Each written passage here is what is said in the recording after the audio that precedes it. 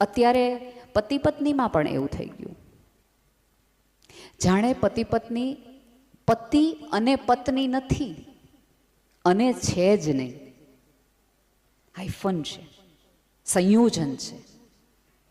એ બે બે બે ધારાઓનું મિલન છે. આપણે ત્યાં અર્ધનારેશ્વર જ એટલા માટે છે કે અડધો હું ને અડધી તું, બાર હું ને અંદર તું, ઘર તું ને આકાશ હું, મૂળ તું અને પાંદડા તું. અને ઘણા જ લોકો આપણા જીવનમાં આ જ પ્રકારના હોય છે. અમુક પાંદડા જેવા હોય, તમારી લીલોતરી જોવે એટલે તમારી ડાળીઓ ઉપર આવીને ઉગી નીકળે. જેવા પવનના તકલીફોના વાવાઝોડા આવે એટલે પાંદડાઓ ખરી જાય. અને ઈશ્વરને પ્રાર્થના કરવી કે વહેલી તકે આવા પાંદડાઓ ખરી જાય, કે એના આધારે આપણે તમારે બહુ મોટી લડાઈઓ લડવી નહીં. અમુક લોકો ડાળીઓ જેવા હોય કે પાંદડાની લીલાશ જોઈને તમારી સાથે ચોંટાયેલા ને જોડાયેલા રહીએ, કારણ કે એને લાગે કે અહીંથી બધું જ પોષણ મળશે. જેવો સંઘર્ષનો તાપ આવ્યો, તડકો આવ્યો, મોસમ બગડી, વાત પતી ગઈ, તું કોણ ને હું કોણ. પણ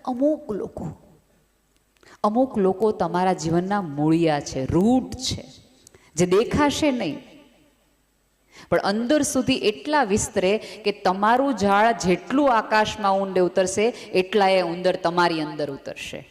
અને મૂળિયાઓની સંખ્યા પાંદડાઓ કરતાં ઓછી જ હોય.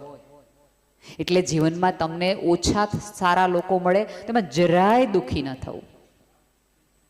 પતિ અને પત્ની એ વૃક્ષના મૂળિયા જેવું છે, આકાશ છે એકબીજાનું.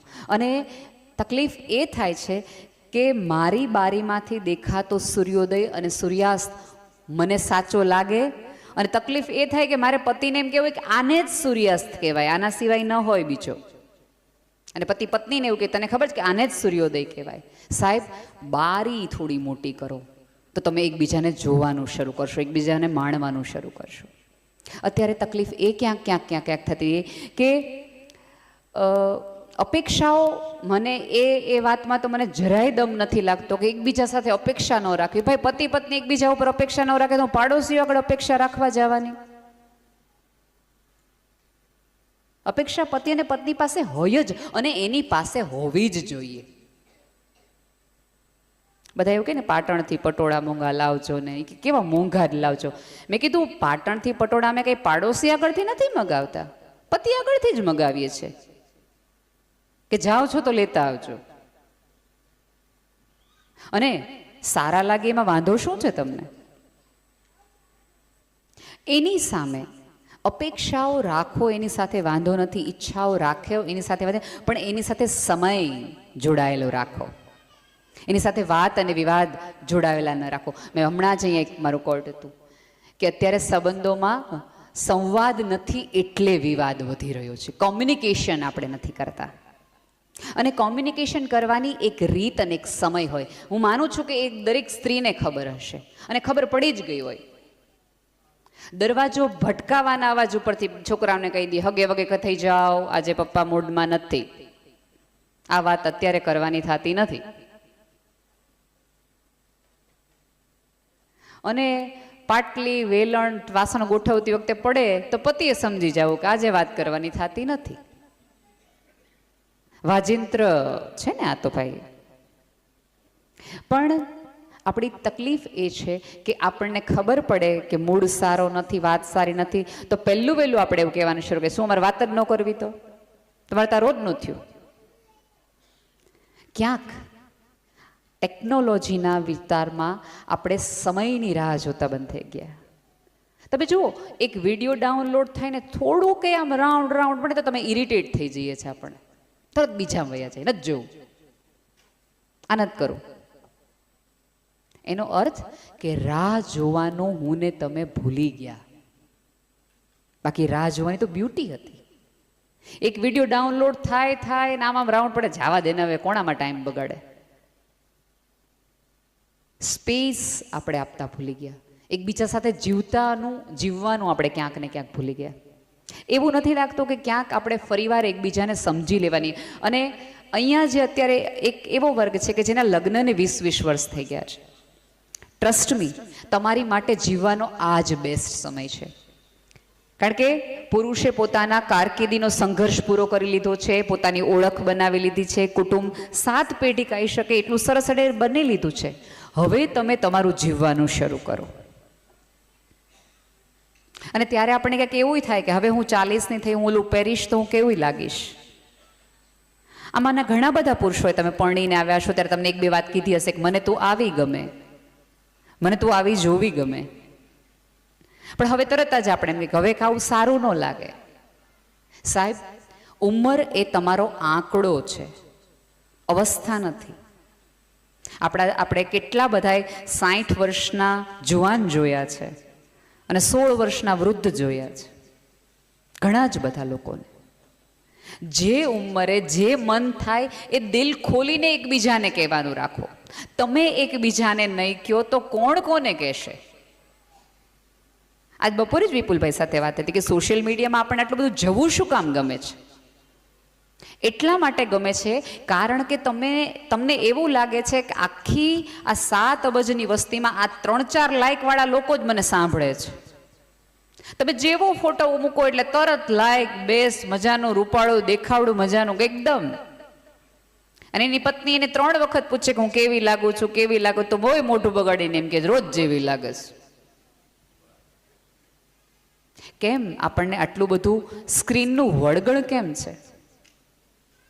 એવું નથી લાગતું કે ટચ સ્ક્રીનનો મોબાઈલ ફેરવતા ફેરવતા આપણી આંગળીની સેન્સિટિવિટી એટલી ઓછી થઈ ગઈ છે કે આપણને એવું લાગે છે કે આપણા આંગળીના ટેરવાને સંવેદનાના લાગણીઓના ટ્યુશન કરાવવા પડે એમ છે. કે આને સ્પર્શ કહેવાય, આને હૂંફ કહેવાય, આને આધાર કહેવાય, આને લાગણી કહેવાય. પણ આમાં તો તકલીફ આપણે બધાની છે કે હું કામ કરું, એને કંઈ કરવાનું જ નહીં. ઓલી અકબરી તળાવની તમને બધાને એ કથા ખબર હશે કે ભાઈ અકબરે નક્કી કર્યું કે દૂધનું તળાવ કરો, દૂધનું તળાવ કરો.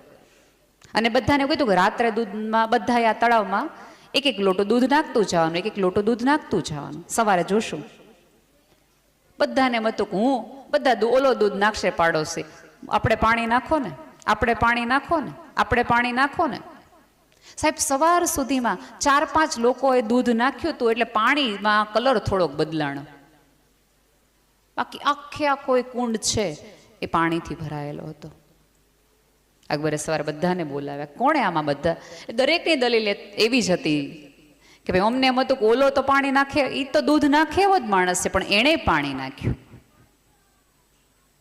વાત એટલી જ છે કે જગત આખું પાણી નાખશે, હું દૂધનો લોટો લઈને જાય. સાહેબ, એની પત્નીને ભલે ન સમજતો, આપણે સમજવાની વાત કરવી છે. એ ભલે એના પતિને ન ગણકારતી હોય, હું એની જવાબદારી લઉં છું, હું એની બાહેધરી લઉં છું. સાહેબ, સ્ત્રી છે એને સુકૂન કહેવામાં આવ્યું છે, શાંતિ કહેવામાં આવી છે. આખું ભાગવત તમે સાંભળો. તમારી ચિત્તની શાંતિનો આધાર તમારી સ્થિરતા ઉપર છે અને સ્થિરતાની ધરી છે એ સ્ત્રી છે. તમે ઘરના મોભી હોઈ શકો, તમે ઘરનો આધાર હોઈ શકો, પણ ઘરનું કેન્દ્ર તો સ્ત્રી છે. તમે જોજો, જગતથી થાકેલો, હારેલો, હાંફેલો, અકળાયેલો પુરુષ ઘરમાં એક જ વ્યક્તિ માટે આવે છે, મીઠા આવકાર માટે. અને જે પુરુષને પોતાના ઘરમાંથી શાંતિ નથી મળતી એ પુરુષને જગતમાંથી ક્યાંયથી શાંતિ નહીં મળે. કારણ કે આખી મથામણ જ સુખની નથી, શાંતિની છે. તમે સુખી થયા પછી પણ જે શોધ કરવાના છો એ શાંતિની કરવાના છો. પણ મેં કીધું એમ કે આપણે લગ્નને જોકના સ્તરે મૂકી દીધું. બધા તમે જો લગ્ન જીવનના જોક, આખી ગેધરિંગ કાંઈ પણ થાય તો એકબીજાની પત્ની ઉપર તમે જોક જ કરશો. લગ્નને આપણે જોકના સ્તરે મૂકી દીધું. કામને આપણે જીવન નિર્વાહના સ્તરે મૂકી દીધું. કામ શું કામ કરવું પડે? કે તો જીવનમાં ખાવું, પીવું, રળવું છે એટલા માટે કામ કરવું પડે. સંબંધોને આપણે જવાબદારીના સ્તરે મૂકી દીધા. માતા પિતાને એટલે સાચવવા પડે કે આપણી જવાબદારી છે. કાકા કાકીને આપણે એટલે ફોન કરવો પડે કે આપણી જવાબદારી છે. કોઈએ આપણને આ ન કીધું કે આ જવાબદારી, આ અર્થ અને આ પ્રેમ મજાથી કરવાનું હોય. આપણે બધાએ શીખવ્યું કે મહેનત કરો, મહેનત કરો, મહેનત કરો, પણ કોઈએ એવું ન કીધું કે આનંદથી મજા કરો, આનંદથી મહેનત કરો અને એનો આનંદ લ્યો. સાહેબ, આપણે તો ભાગવતમાં તમને કહેશે કે અમૃતસ્ય પુત્ર ભારત માં એવું કહેવામાં આવ્યું છે કે તું અમૃતનો પુત્ર છો. પણ આપણે કારેલા કડવા જેવા મોઢા લઈને ફરતા હોય તો જગતનું કોઈ અમૃત આપણને સુધારી ન શકે. મેં કીધું એમ કે સ્માઇલ કરીને તમને એમ પૂછે ઓળખો છો, એને કશું જ ન થાય, એમાં કાંઈ જ ન કરી શકાય. હમણાં જ પૂજ્ય મોરારી